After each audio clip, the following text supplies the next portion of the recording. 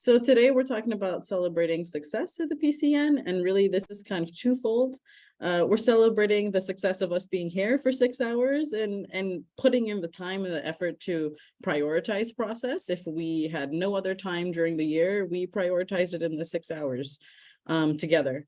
And really talking about celebrating success as a project. So not only are we coming together and celebrating what we've done in the last year, but we're talking about how are you looking to celebrate with your own teams or going forward in the future. We've had a lot of internal dialogue in BPMO about, shifting to this new workspace, this hybrid virtual workspace. So I'm sure everybody else is dealing with similar, woes or similar dealings with, being in a virtual hybrid environment. And so how do we look at celebrating success, in that type of environment as well? You can't always have the pizza parties. So how do we do the pizza party virtually, right? Okay, so I'm going to jump into a few slides here. This is really just to showcase the amazing work that we've done over the last year that we've been working together, and then get some of your feedback to see where we can really keep PCN, where we can have PCN keep the momentum going for the next 2023 year to come. So just going to share a couple things here. I don't know if there's anyone new on the call today, but if there is, would you mind either jumping in the chat and introducing yourself, or if unmuting yourself and introducing yourself if there's anybody new? I noticed Mark's on the call, so thank you, Mark, for being here. Do we notice anybody new on the call?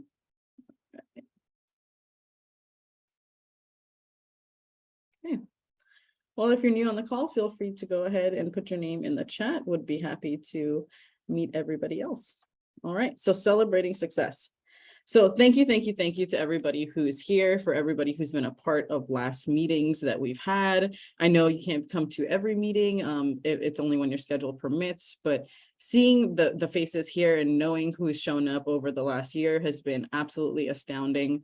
We've received so much amazing feedback, so much support, and we are helping you make process happen on campus. So without your participation, honestly, we would just be a team trying to do a grassroots movement, as we always are, and it's hard. So without your instrumental participation and willingness to do this work, I don't think we would have gotten where we are in the 6 hours where we are today. So just to highlight some things about celebrating success, we need to take a step back and as a team celebrate what we've already done. Sometimes it can feel like we're constantly going through, just working day by day, task by task, knocking out these process documentations, talking about process improvements, talking about how we can be better at campus, but we don't take a step back to celebrate what we've already done and how much we've done to get here. And really quickly, I wanted to show some statistics about why it's important to celebrate success. So you can see here, I have two numbers on the slide deck here. We have 79% of people leave due to underappreciation. This is leave their jobs due to underappreciation. If you just don't even tell them thank you, 79, almost 80% of people will just say, hey, I think I'm going to go look for a new job. I'm not feeling like my specific skill set was appreciated. Even further, 65% of people in the last year said they indicated that they received no recognition. So you're kind of seeing a pattern here where if 65% have reported that they've received no recognition and 80% are prone to leaving, most likely the 65% are going to be your bucket of people leaving. So we don't want that. We want to retain the talent that we have. We know we have absolutely mind-blowing talent at Berkeley, and every year we are recruiting better and better minds. So we want to keep that. And 35% of people explicitly note that the underappreciation negatively impacts their productivity. So that means not only do you have 65% of people reporting that they didn't even receive appreciation recognition, but 35% of people almost are directly impacted in their day-to-day work by thinking, okay, what I did I thought was great, but maybe it wasn't good enough, or maybe it wasn't enough to move the needle for somebody to really show me appreciation. And then a whopping 78% of people say they would work harder if they were just given the recognition. So if you just say and recognize and celebrate success, you can keep that 80% of people who are willing, who were so prone to already leaving. So I put this in front of your eyes, just as, you know, it doesn't matter how small of a working group you're working with, how big of a team you're working with, everybody likes to be appreciated and it doesn't go unnoticed. And I think if we look internally, we can all feel that somewhere within ourselves. And we all like to be recognized in different ways. So it's always nice to see that we can get written recognition, right? Written recognition. We can get recognition out loud. We can get, you know, some sort of formal achievement. They come in many different forms, but I think it is important to kind of look back internally at the projects that you've done, or look back at your unit and celebrate that success. And so today is really about taking that step of saying, hey, maybe last year I was not writing one process document, but I've written 5 to date. And so that's moving mountains for you personally. So I want to thank you on behalf of BPMO and behalf of the rest of the PCN. Thank you. And Priya, I just want to say you're doing a great job. Oh, thank you. Thank you. Thank you. And I am a part of that 80% that won't be leaving now. Awesome. Okay, so just to summarize really high level here, for those who were able to attend every PCN network meeting that we've had, thank you. If not, here is a quick at a glance overview of what we reviewed in the last year. So we started out with sharing best practices to really keep the momentum going on a lot of the ProMap training that we were having pick up during that time of the year. And then we were talking about, okay, you're making process documentation, but where does it go? So we talked about making process architecture ubiquitous at UC Berkeley.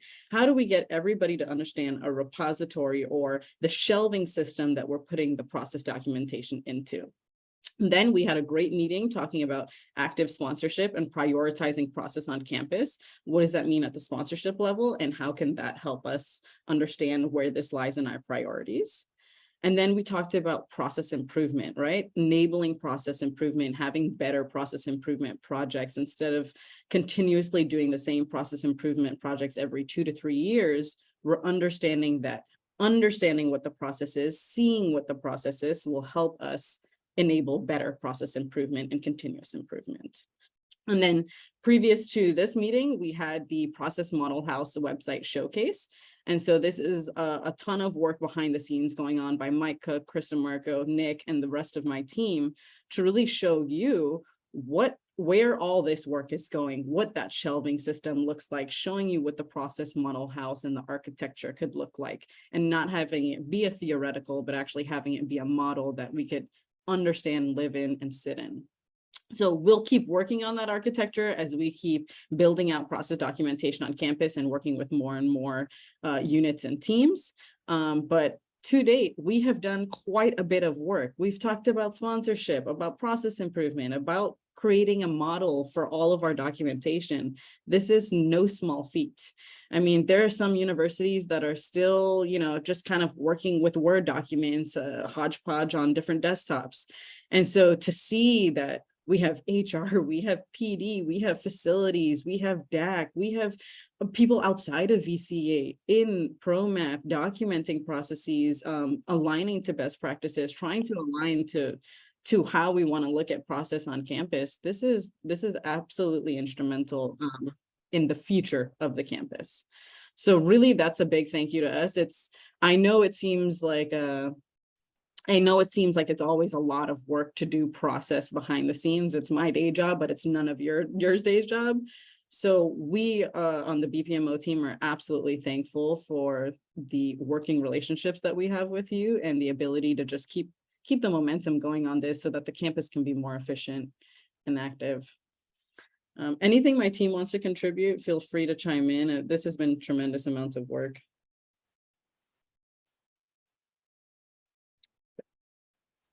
So just going back to more achievements that we've already done, we went from, this is a grassroots movement, as we always say, we went from 27 to 56 active PCN members. And even though those are small numbers, you know, we're not at the big Berkeley Facilitator Network numbers or the BPOG numbers, but I'd like to call this organic growth. These are people who actually care about the work we're doing.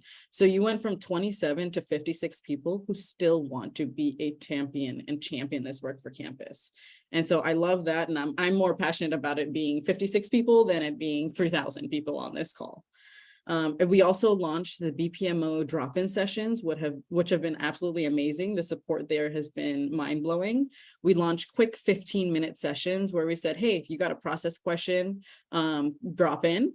And then quickly realized that people had project management questions, change management questions as their process became more robust and they started getting more advanced. So now it's just drop into BPMO sessions and ask a question in 15 minutes or less. And we can help, do quick sound bites and quick notations of whatever you need to help out on a project.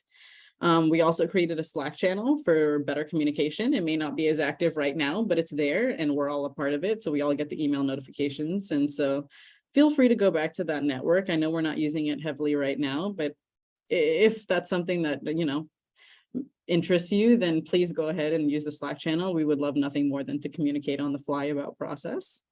And two big things here. We collaborated with the Change Makers, the Berkeley School of Public Health, for the Change Makers program.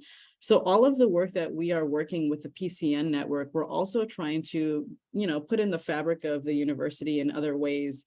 And so we've had a great opportunity to work with BPH change makers to actually reinforce the work that we are doing here in this 6 hours with a whole other group of people. And so we've already finished one cohort and we are on to the next cohort come next month. So, continuously training up more people even outside of this network. So growing this network more and more. And we have some people on the call right now that are from that first cohort. So I'm very happy for that. And then last thing would be Micah, Chris, and Nick, and I really continuing to build out the process model house that I discussed with you all. So we've achieved a lot and we're going to keep achieving so much based on what I already see in front of us. I'm going to take a pause here. Just see if there's any stuff in the chat. Yep. Ella, I know you know grassroots too well. Most of the work that we talk about with DAC has to be grassroots, right? Yeah, I had messaged Thea that I loved that terminology of referring to this type of work as grassroots work. DAC, my office on accessibility compliance, does this we have a disability access liaison team. And, sometimes 6 people come to a meeting and sometimes it's everybody you invited and, figuring out the next iterations and what do you do and how do you keep training more people up and pulling more people in. It is very grassroots work. It's not supported necessarily from the highest levels. It's not mandated. It's not like the equity advisors, which is really established, like sort of a given and accepted role now for every department. But I think it's a great framing. Thanks, Ella. Nick, you have your hand up? Yeah, just real quick, you mentioned the BPH change makers, but I don't think everyone here on this call may be familiar with what that program is. And Dean Liu and Shauna Van Buren kind of approached Mike in our department to put together a training curriculum and support various projects for performers that they saw in their department. So they learn everything from project management, process management, change management, and a number of capabilities that, as leverage and learn as they go through, and they're using them on projects as they go. And as a office, we're looking at this partnership we're doing now as a kind of a pilot and a model that we could use to expand to other departments and make it a opportunity where we can have UC Berkeley employees apply to this in the future. It wouldn't be just Berkeley Public Health, but it's been a tremendous program, and many of our participants here have been from BPH changemakers.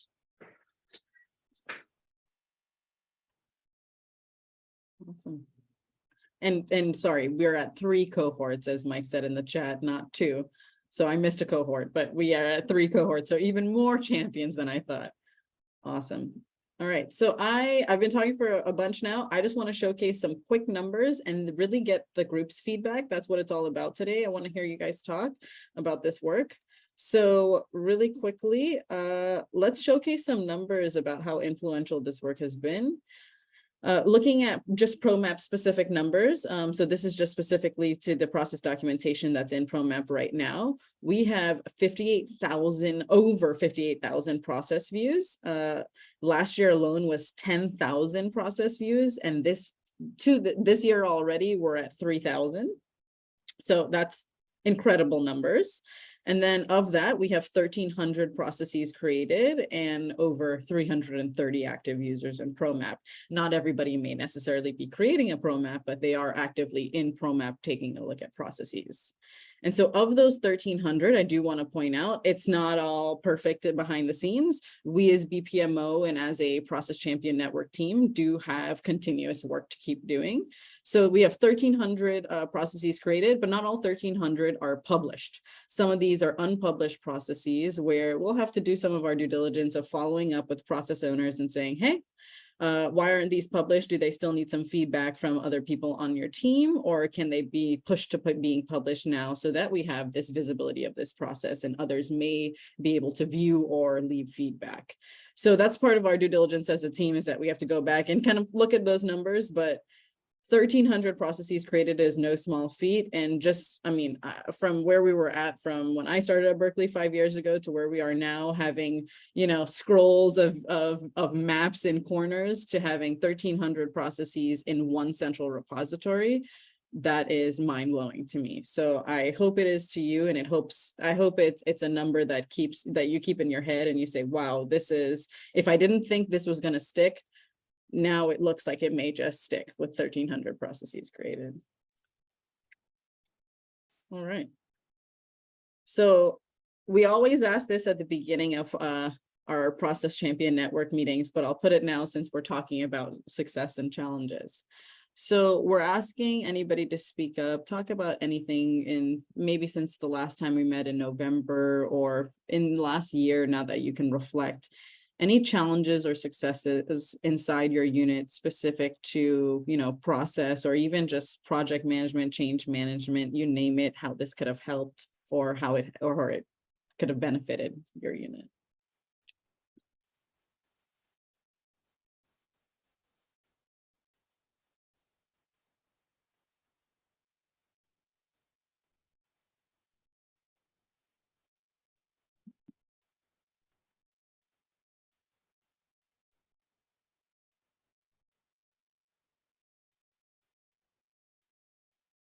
I'm okay in silence, guys. Doesn't make me uncomfortable. Well, the work we've been doing with DAC has been absolutely a success for me. I'll say that. And I don't know if Derek, you want to speak up on it, but I've been absolutely, you know, just absolutely thrilled to be partnering with DAC. As they say, it's a grassroots movement for their work. I really feel that. And so, you know, being able to be a part of helping the process work and the compliance driving of being accommodation friendly on campus it's awesome. So I thank that partnership. Yeah, it's been magnificent to be able to see how robust the system is at identifying the tasks and identifying the procedures and walking people through the process of how you do a thing. And interfacing with the screen reader with the system has been, I thought it was going to be very, very difficult, but it turns out that it's not bad at all. And so I was really, really grateful to be able to create my own material without needing to have 15 other people jumping in and helping out with that. So I really appreciated interfacing with the system. And I think it'll be a very powerful tool for what we want to accomplish in the DAC office in terms of rolling out compliance education to the campus. Awesome. Yeah, I don't want to hear any excuses about somebody saying they don't know how to use ProMap. I listened to Derek listening to every menu item in ProMap, so I know it can be done. Indeed. Yeah, it was actually interesting because, you know, originally I think Ben and I were kind of like, oh, you know, this ProMap thing, we got to check that out. And then we turned around and like Derek had fallen in love with this system and just, you know, you guys accomplished you created so many mappings. It was really extraordinary to see, you know, with the right tool, with the right partner, at the right moment could accomplish. So I thank you both for all that work for our office. Yeah, and I also just want to add that, you know, the work is so cross campus, like the self-evaluation work.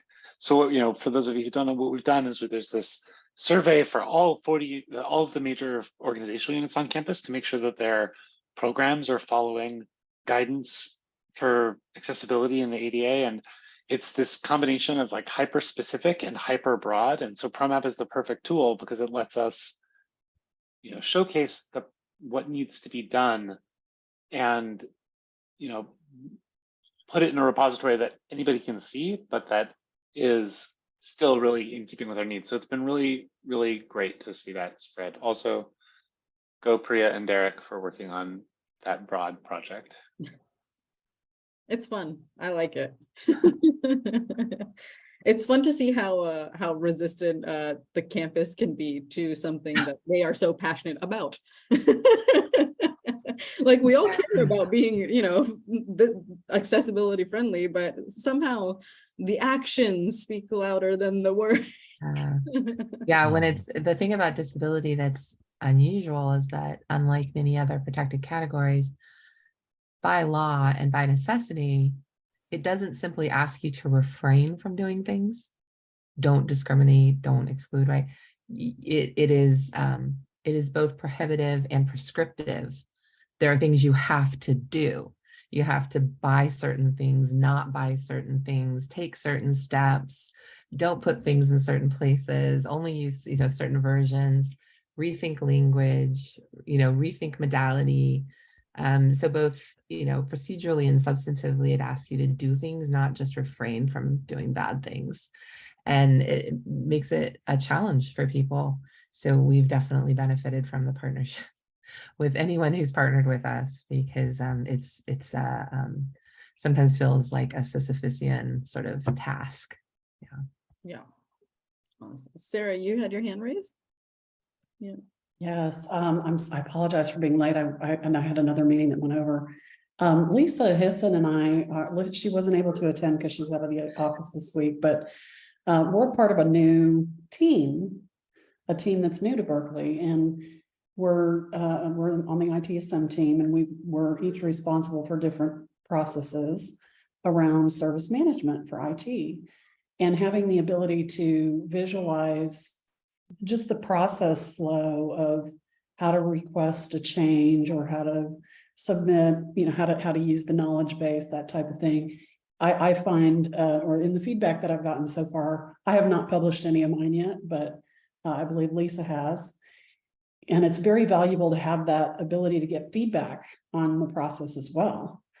And so I think it's going to be really instrumental in helping us visualize our processes as we mature going forward. So, and I've been really impressed with just all of the support and everything. We've been working with Nick, and you all are very accessible. I just want to say thank you for that.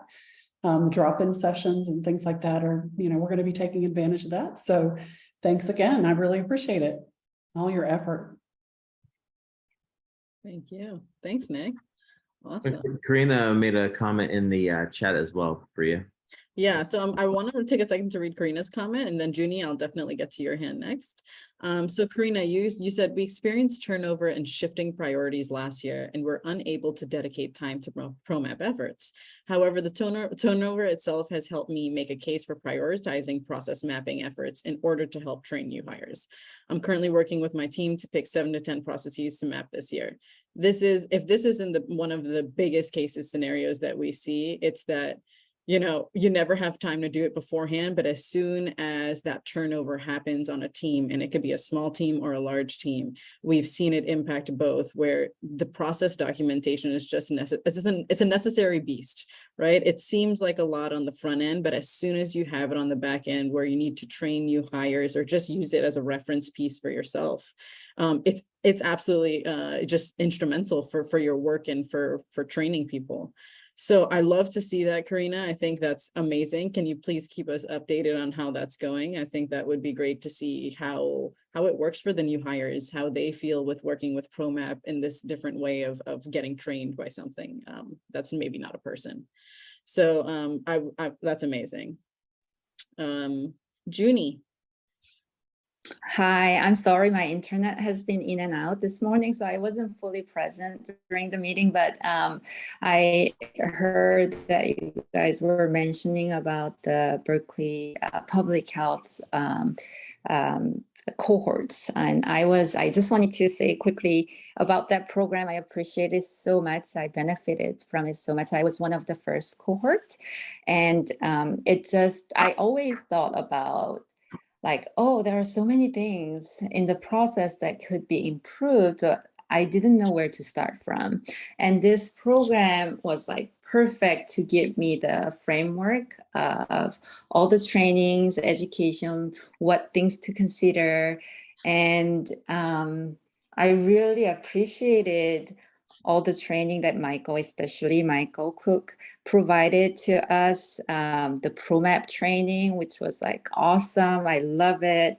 It just worked perfectly. And all of my cohort, we're so proud of what we have done as part of this program. And, it just changes our mindset. And we're now on the third cohort of the Changemaker project programs. And it's just changes the culture of our school. I really think this was one of the best professional development that I ever had.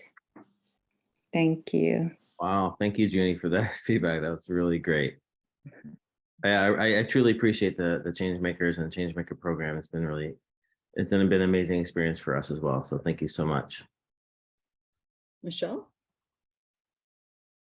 Hi, everyone. I just wanted to piggyback off of what Junie said as a recent grad, like Jess, from the Changemakers program. And our project in Changemakers was focused on admissions and recruitment, which I think has always been a struggle for us at the school, because similar to what Karina shared in the chat, we've had a bit of turnover in the past, 5 or 6 years on this team. And with that turnover, information gets lost. And having ProMap has been awesome, because now we can just write down everything that we do. And I don't have to worry about the next person coming in not knowing how to continue the work. And after Changemakers, our team had a lot of conversations about, okay, how do we continue this work without the support? Well, I mean, obviously we'll always have the support of the BPMO team, but without that structured support being part of the program.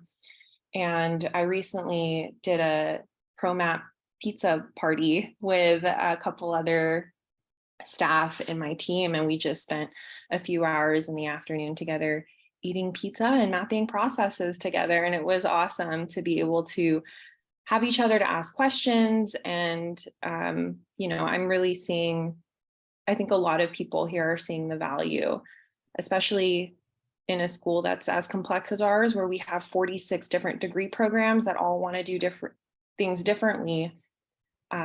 It's nice not having to just carry that information in my brain and be able to have it in a centralized system. So thank you to the Changemakers program and to the BPMO team for supporting us in this work. That sounds like you're already celebrating as you're succeeding. So that is amazing. As a matter of fact, Mike, we've never pizzaed in process. So I'm putting that on, feedback for us, for our team to start enacting. That is amazing work. Oh, wow. I'm so happy to hear that, Michelle. I know we've been partnering for a while, but I mean, it's amazing to hear that you even got to pizza in process. That's moving mountains for us. So. Okay, so I want to hear one last feedback on something that I want to call like our new age conundrum. And this is, I think we're all, as I teased it before earlier in the meeting, I want to talk about how to build lasting and impactful networks virtually. And what I really mean by this is that, as we're coming together today, trying to celebrate success and, build these meaningful networks between us, have you been a part of, or do you have any tips, or, have you seen successful networks being built virtually? And what I mean by that is not just showing up to a meeting and, doing your part and then leaving the meeting, but really building out something virtually now in this new hybrid space that can last, that is successful, that is impactful. Have you seen anything like that? And this is just a time to share, and it could be where you've seen it be done wrong, where you don't actually think that that's how it should be paved for the future, or where you've seen things done right virtually. So just really opening up the space here to share.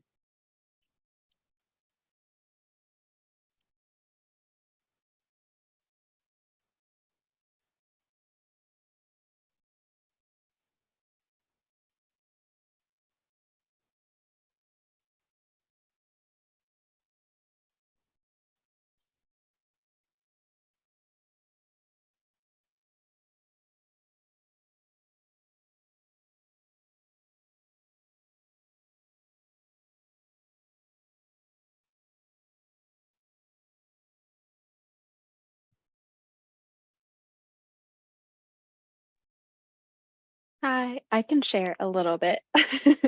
Yes, Mike, hashtag silence. I like that the group embraces it though, and a lot of people have been able to speak. I would say when Michelle, Christina, and I were working on our project through the Changemakers program, I noticed how important it was, when factoring in having a change management approach be central, to meet with people individually or in small group settings when you're completing a project and it's either completely virtual or the majority of it's done virtually, just because it doesn't seem like there's an opportunity to really establish relationships with folks when you're in a big group setting. And it just, I think, increased not only the buy-in to the project, but helped to formulate relationships that people showed up. I think I'm guessing a lot of people are here on this call because they've had individual interactions with the BPMO team. And so while it's maybe the most time consuming thing to meet with people individually, it seems like that created the most lasting and impactful network where people are committed and invested, not only in the project, but with you because of the relationship you've created.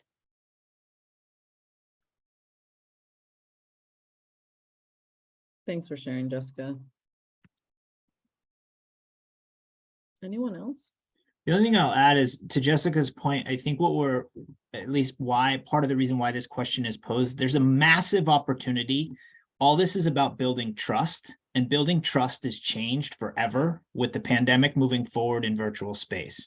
So I put that as a little bit of what Jessica's saying is, if you've seen anything brand new, something no one has thought about in the virtual space in building trust, that's where I believe the opportunity lies. And from literally the last year or two going forward, I think a massive amount of opportunity sits in front of us of new ways of thinking and ways the human has not interacted and been able to build trust. And that is through a screen. I mean, let's be honest, personal trust is really built, like Jessica said, and when people show up and commit and learn about one another, and not to say that's changing, we actually have an opportunity to do that more with less wasted space. But those are the types of things and the types of, connection and trust building of the future. We're looking to all of you to help us learn together on how this is being done in ways that are working and not working, because going forward, we're going to need to build this type of trust in virtual networks.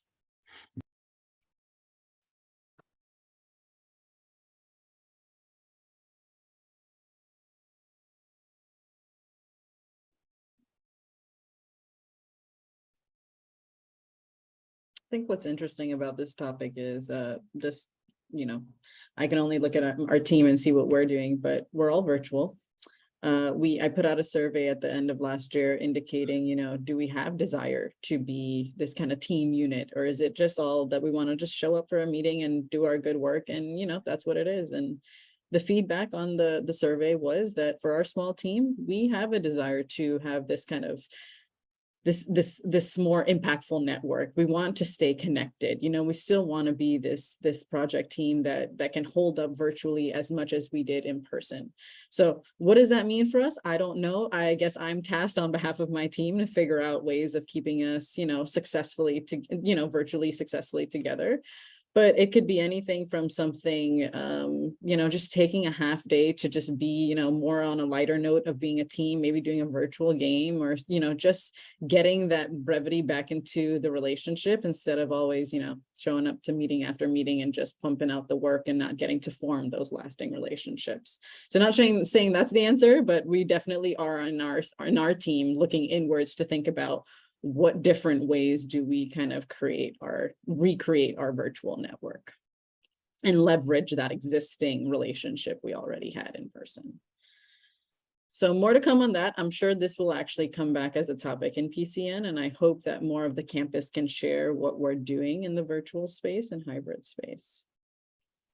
We have 15 minutes left, so I just want to take some time to do a quick poll that will just get your feedback on how things have been and where we want to go. So I'm going to launch a poll right now that should show up on your screens. And it's a quick 5-question poll. There's a couple radial buttons, a couple multiple select all that apply, multiple choice, and one fill-in. Just asking here for your feedback and thinking about the next, fiscal year or 2023 calendar year, what's to come for your unit, your department, and how can we help and support? And so really trying to utilize trying to make sure that our relationship with you can, keep succeeding in the future. I'll leave this open for about 5 minutes here and let everybody kind of trickle in their answers.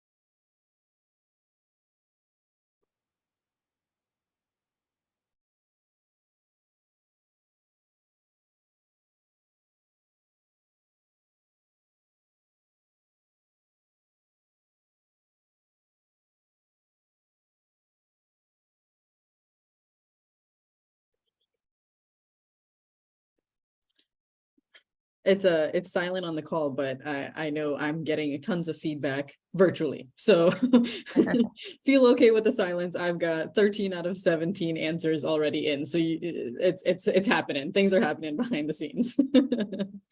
And I'm giving Derek a little more time because he has to listen to the prompts for the screen reader. So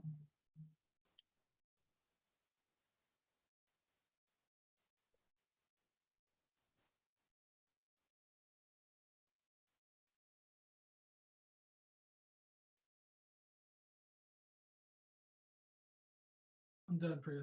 Awesome. Thanks, Derek.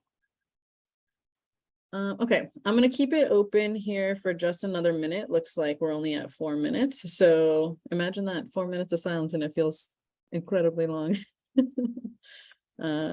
Yeah, I'll collect the feedback for just another minute here, and then really quickly we'll go into a plus delta. Just this is something that our team likes to do for pretty much everything that we facilitate and host, just to get an idea of what we can improve and what we can keep the same, what's done well, what's worked well with the group. So we'll jump into that in just a second, leveraging what you're kind of thinking after this poll.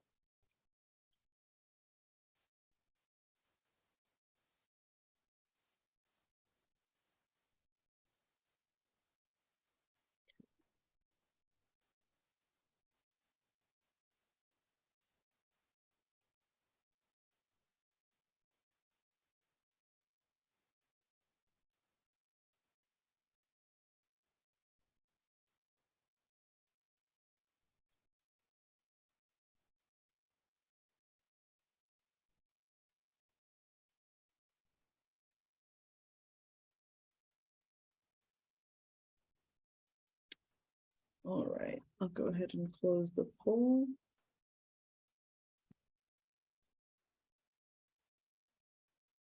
And those the results of the poll, typically typically you'll see an email from Mike as a follow-up to the PCN meetings. And so Mike sends a link of the meeting, the recording of the meeting, the slide deck, and any information that we would have captured in that meeting.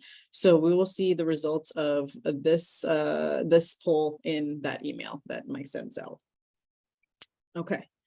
So last thing, Chris, if you want to help me facilitate this plus delta here, I'm going to go ahead and type in anything that people give as Sure. feedback. So the reason why we're doing this is we kind of started this early on in the sessions here when we do the successes and challenge, but a plus delta is really simple. And speaking of building trust, the reason why we're doing this is a really simple tool. In the process world, it's probably one of the most important tools. And if you are in a session and you have an hour of people's time, stopping early and saving 5 minutes to do this, no matter what, in a process session is probably one of the most important A, ways to build trust, and B, to get real true feedback. Sometimes it's silence like crickets, but oftentimes this is where the real meat and potatoes happen, where people tell you what they like and what they don't like. So we're going to do this exercise really quick about those of us who have been in these sessions for us. And so this is an example of a plus delta about the Process Champion Network. So what we're going to do is ask you what you liked and what you didn't like about the last year of these 6 sessions of the Process Champion Network.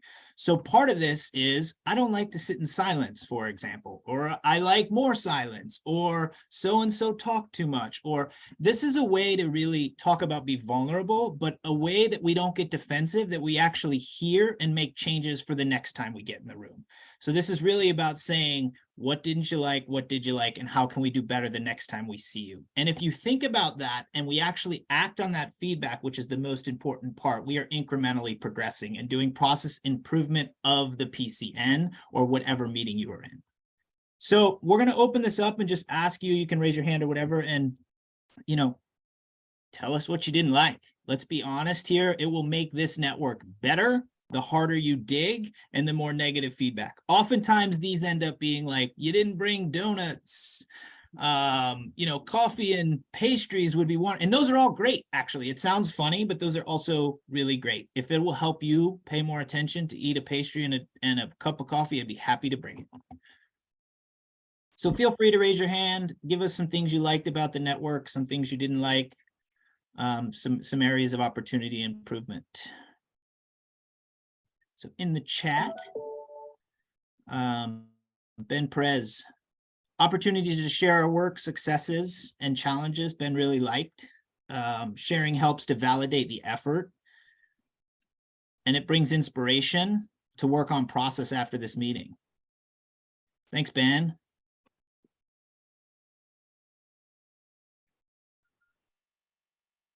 Others.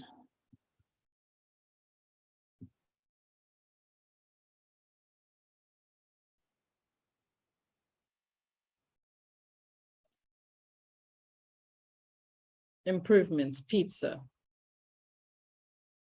I could add pizza.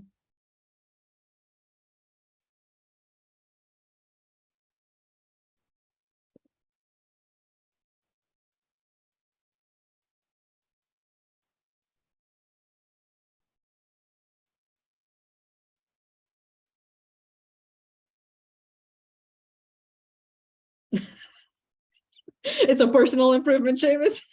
Seamus is great. I love it. Seamus is a great one in there. I need to attend more of these sessions. That is amazing. Right?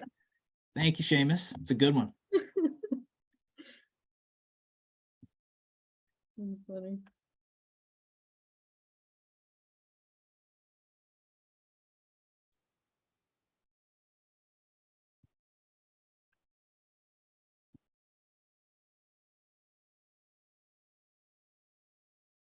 Think just to add, one of the things, we're hearing a lot about, in the last decade, failure's okay, right? This is one way to really, Seamus kind of put it on himself, but this is one way where we can, vulnerability around failure. Failure has got to be okay, right? And maybe failure is not even the right word anymore, but it's really thinking about, hey, I didn't do this, or I'd like to do more of this, and holding ourselves accountable together as a group.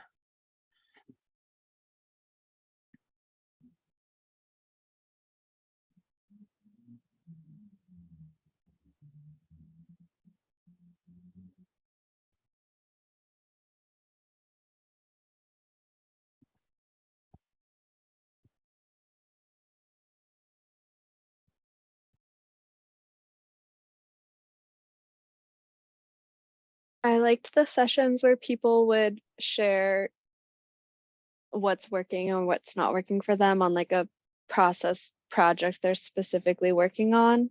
I know those were at the beginning when I was first learning everything. And then, I mean, I think an idea building off of what other people shared is the motivation to do the work and have the time on my schedule is probably the highest after going to the PCN meetings or when I was specifically doing my Changemaker project. So I don't know if I would want to maybe just like all group work for 30 minutes on some process related project, like following the PCN meetings. I mean, I would be willing to just do that on my own time, but I don't know if as a group that other folks would be interested too.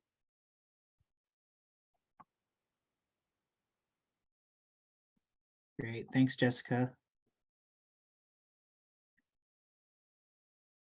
We need some negatives, people. I don't even want to use that. Priya wouldn't let me put negative here. She says was like, improvement. She's like, no, I'm like, let's just give us some negatives, right? That's where the growth happens. Well, I said, so I always try to, I always take Chris's words and use it back against him, right? So this is just so everybody knows.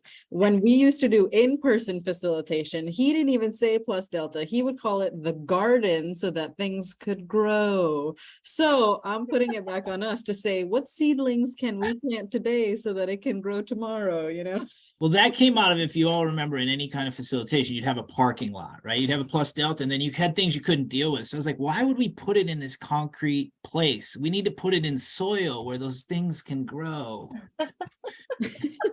Anyway, logistics of fun facilitation, speaking of having a good time and putting smiles on people's faces.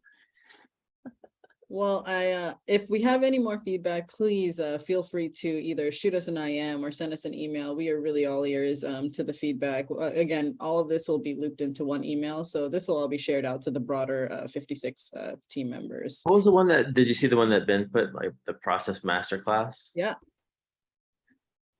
I like that. And I would encourage you, it doesn't have to be a process session. Part of this is take this tool. End your meeting 5 minutes early and ask the people you are taking their time what you could do better. It's right. 2 columns. What can I do better? And write it down. I encourage you to use this with anytime you are using someone else's time or asking someone, to come to your meeting, whether they're a subject matter expert in an area or a participant on work you do. It always works to ask them. And even if it's silent, the fact that you ask them to give you feedback also can be extremely important, so long as you act on it because you care. Awesome. Simple tool, 2 columns, try it out. And if you try it out and it doesn't work, bring it back here and tell us it doesn't work. And I'll share out what Derek just put in the chat before we move on to our closing statements here. We're about to wrap up the call. Derek said something that worked well. He likes hearing about the achievements that everybody else has made on campus, because he's not even part of the project, and he wants to hear how instrumental the work has been for you as it has been for him. Other things that we can improve, I should have sent him achievements ahead of time so he could actually listen to the slide deck and not have to hear me verbally saying it or waiting to see a PowerPoint that he can't see. So thank you, Derek, for that feedback. You didn't have to share that last part. It's okay. No, it's all good. Okay, so really quickly, I know we're at time here. Just wanted to showcase some resources from our team. So we have 4 main things from our team here that are additional resources to you. The BPMO office hours that we teased out in the beginning. Many of you have been attending those drop-in sessions. They are by appointment. So we have an appointment link here, and as well as when Mike does the email follow-up, the appointment link will be in that email as well. These are quick 15-minute drop-in sessions. You got a quick process, project, change management, strategy question, come to us. We'll talk it out in 15 or less, or if you need more time, we've got the time as well. It goes every Wednesday from 11 to 11:45, unless there is a Process Champion Network meeting. Right now, we don't have these scheduled champion meetings scheduled out for the rest of the year, but that will be coming with the new email with Mike Cook, so we'll get those scheduled out as well. The last 3 things on here are ProMap related. So we have ProMap access and training online on our BPMO website. If there are people within your unit or you yourself are not currently ProMap trained or have desire for somebody else to be ProMap trained, we have the online request form. Go ahead and drop your information in the online request form, and the team will be able to see that request, and we can fulfill or follow up on that request with you. And then ProMap has a couple add-on modules that may be helpful to some of you. They are a training/onboarding module, a variation module, and an improvement module. So we can always dive deeper in maybe like a drop-in session if you're interested in hearing about those. And like I said earlier, it's our onus on our team, our BPMO team, to go back into ProMap and really follow up with people about unpublished and published processes. So you'll be hearing from us throughout the year to kind of clean up ProMap and make sure that we're working towards that goal. Anything else I've left off, team?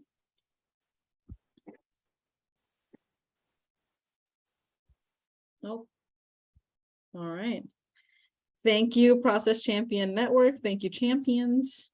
We really appreciate it, and we're looking forward to the next 6 hours of process. Spread the word. Bring a Yeah. champion to the next meeting. Tell them Seamus is going to show up to the next one. Seamus is committed to more attendance. So Awesome.